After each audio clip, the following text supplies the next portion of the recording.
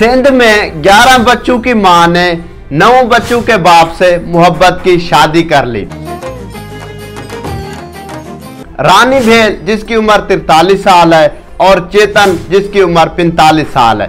बताता चलूं ये दोनों पहले से शादीशुदा हैं, अब इन्होंने दोबारा मोहब्बत की शादी कर ली है। ना सिर्फ मोहब्बत की शादी की है बल्कि अपनी जो बचपन की मोहब्बत थी उसको परवान भी चढ़ाया है। ये वाकया सूबा सिंध के जिला नवाबशाह की तहसील झोल का है। रानी भेल और चेतन बचपन से मोहब्बत करते थे, तब तो इनकी शादी ना हो सकी, लेकिन 20 बच्चों के बाद इन्होंने मोहब्बत की शादी कर ली है। अब रीजन क्या है मैं आपको बताता हूँ। लड़की कहती है कि जब मेरे 11 बच्चे हो गए, हस्बैंड मुझ पर तशद्दुद करता था, मारता था, मैं अपने भाइयों के पास जाती थी, वालिद के पास जाती थी, तो वहाँ से भी कोई सुनवाई ना होती थी। तो मैंने तंग आकर जो चेतन था जिससे मैं बचपन से मोहब्बत करती थी, तो मैंने शादी कर ली।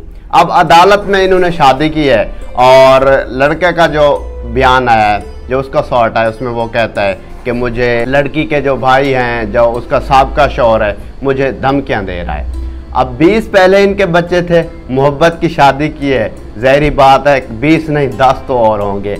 अब जो चेतन की सिचुएशन लगती है, जो उसके हालात लगते हैं, मुझे नहीं लगता कि 30 बच्चों की ये परवरिश कर पाएगा। बहरहाल अल्लाह इनके नसीब अच्छे करे। अब इस तरह के वाक़यात पेश क्यों आते हैं? जब कल्चरल हमारी शादियाँ होती हैं तो लड़के और लड़की की रजामंदी शामिल नहीं होती, तो फिर जब शादियाँ हो जाती हैं, बच्चे हो जाते हैं, तो इस तरह के वाक़यात पेश आते रहते हैं। इससे अच्छा है कि आप शुरू से उनकी रजामंदी के साथ, जैसे वो कहते शादी करते, तो आज ये नौबत ना आती।